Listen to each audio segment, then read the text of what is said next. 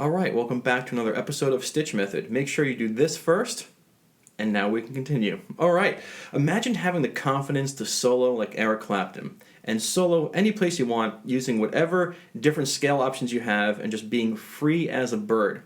Well, you can, and today we're going to be using the song Wonderful Tonight to show you how it's done.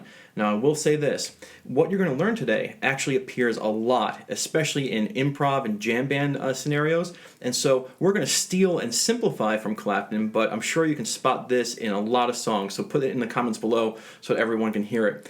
Alright, so Wonderful Tonight, the reason I picked it is A, it's slow. B, we all kind of know the chord progression, it's quite easy. And C, it's easy to solo over when you understand the concepts. And D has a very cool trick in it that I don't think a lot of us realize that can really help us with improvisation. And so when we look, there's two solos we're going to talk about in the song. One of them sometimes you don't see. When you listen to Clapton do it live, sometimes there's an intro into the song, and we'll talk about it, where they're playing some chords and it leads into the song. And the other solo is the one you hear all the time, the one that is over the chord progression. So let's just talk about the chord progression first. In both of these instances, we have a G, C, and D chord. Now, for fans of StichMethod, bulbs should start going off. This is in the key of G major, all right? It is the 1, it is the 4, and it is the 5 chord in the key of G. So what does that tell us? Well, we have a couple of soloing options. Number 1, the G major scale. Now, sometimes he uses it, and I'll show you. Another option is the G major pentatonic. Definitely going to use that a lot. We see that in Clapton's performances. Another one is actually the pentatonic for each chord, a G major pentatonic, a C major pentatonic, and a D major pentatonic. We're going to talk about all of those ingredients, and whatever you are comfortable with, it really doesn't matter, because it's the trick at the end that gives Clapton's performance the confidence. And that trick we're going to call the escape plan.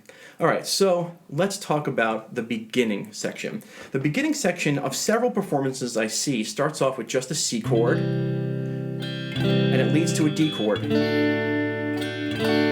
And it kind of does that like 4 times, and then it leads into the chord progression, which is G to D, C, D, and back and forth over the little famous intro we'll talk about in a second.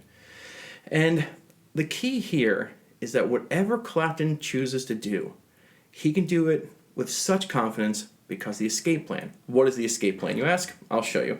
The escape plan is this infamous line, that little line right there. You will notice that that line ends the intro solo, and it also ends the middle solo. Well, what do you mean by escape plan? Well, if you have an ending already built in that is surefire, that the crowd will recognize, and that goes with the music, you can do whatever you want, and when you want to end it, you just play that escape route, or the escape, and then everything that you just played is going to have so much more meaning. So let me show you what I mean by this. I have a loop here, and the loop goes from C to D 4 times before going into the lead line. Now, the lead line, I will say, you know it. Sorry, yeah, that's it. Actually, it's here. There it is. I started off wrong.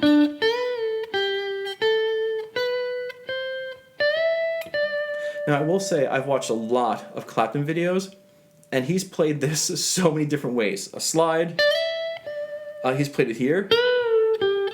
Whichever way you know how to play it is totally right and totally fine. So don't second guess that, because he's the most inconsistent lead line guitar player I've ever seen, which is great. He knows his fretboard, but don't worry about it. But in this intro, we have C to D, C to D 4 times, and it goes into that lead line.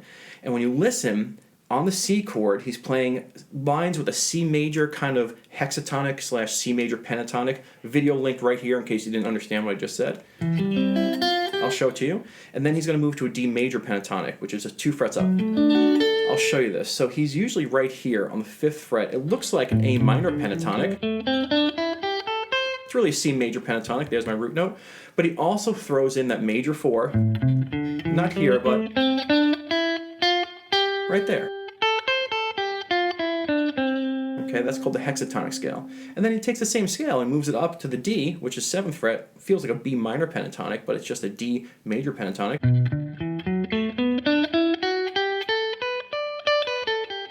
And so he solos pretty much with that, And he also throws in his G major pentatonic. I'm probably throwing a lot of stuff at you. Right here on the 7th fret, which we call this a C-shaped pentatonic or form 4. Another video right here, which is pretty awesome. All right?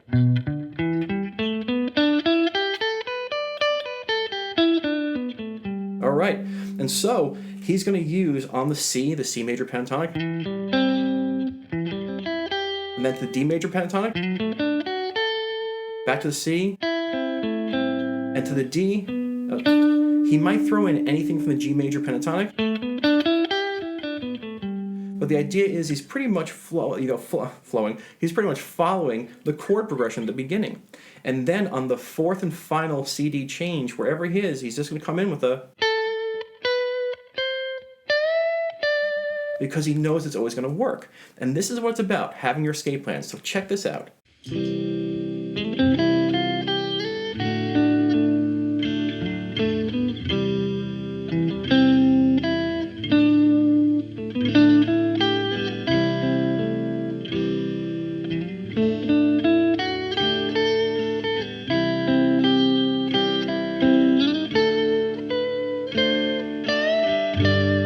Crowd goes nuts. Okay, I was going to play the intro, but then they go into the song. So having this little tiny escape plan that's built into your melody of where you're going to solo over is what it's all about. Now, if you're a fan of Fish, which I am, think of Down with the Z's, right? Think of the song. Trey will solo for a half hour and then come right back to that lead line and end the song. And so having an escape plan is so important. And if you want to learn how to do this even deeper and get this into your bones, you can join me on Patreon where we will be writing escape plans and practicing them. With that being said, here we go. All right, so in the guitar solo, the chords for the guitar solo are different, all right? It's the same chords for the intro, so I'll make a loop right now. It's G, D, C, D, over and over again. Here's my loop. All right, and so now, the intro, you can do whatever you want. You can play a G major pentatonic, you can travel your different pentatonics, as long as you hit that outro with the outro, whatever you did sounds fine. Second guitar solo, all right? The second guitar solo is really, you see him play either a G major pentatonic or a G major scale. And he's just having so much fun with it because he knows he has that outro line. Which brings me to my point. You want to know how to play your escape plans or your outro pieces in two different ways, because if you're soloing down here and all of a sudden you have to jump on the train, you know how to play it. Not like that. Or if you're soloing here,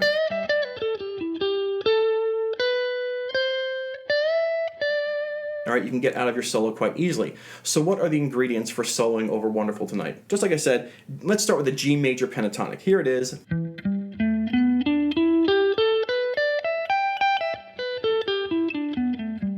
All right, and so I'm just going to solo with that. I'm going to solo with it on the loop, and when I hear the outro coming, I'm just going to jump on that outro bandwagon. Here we go.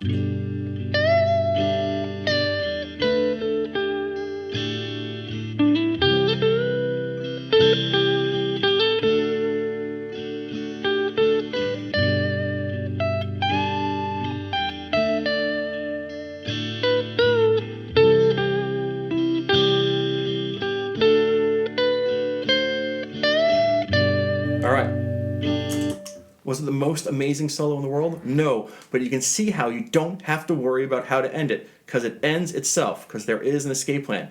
Let's do it one more time. I'll just use the G major pentatonic, try to take a totally different solo, and let's see if we can get the results again. Here we go.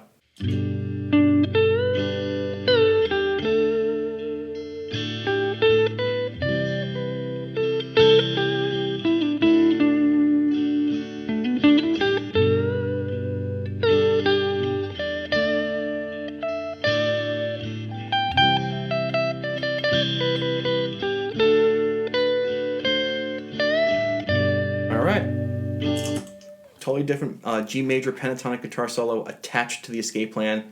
out it goes. All right, now another way you can solo on top of this is with the G major scale, the full G scale, okay? G, A, B, C, D, E, F sharp. Now, if you want to see it, I like to do it in two places. Here it is. It's E, F sharp, G. That's right, A, B, C, D, E, F sharp, G, A, B, C, D, E, F sharp, G. And I also take it into the next place here.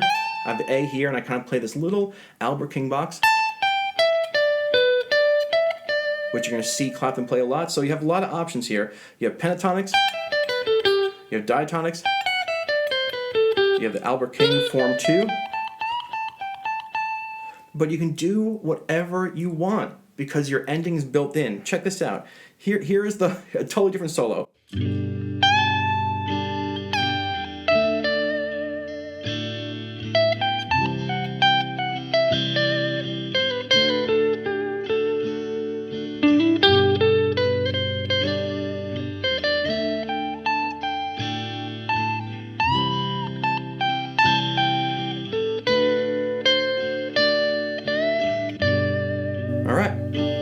All right, I'll do another one for you. Okay, just gonna play whatever I like, either pentatonic, diatonic, anything.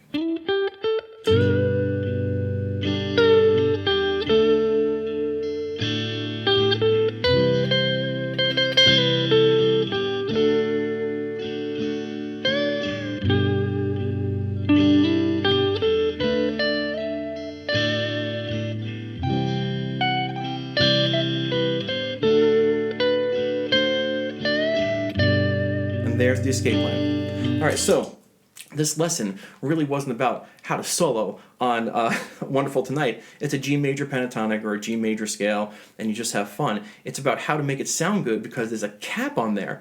And so because he has this ending built in that goes into the lead, which I'll do in one more second, I'll show it to you, it really gives you the confidence to solo. So if you're writing a jam, or if you know of a jam that you're trying to do, create a lead line first, and then from that lead line launch into your solo. Play whatever you want and then come back to the lead line and everybody will be happy. So before we go, I'll do it one more time and I'll get completely into the opening riff. So here we go.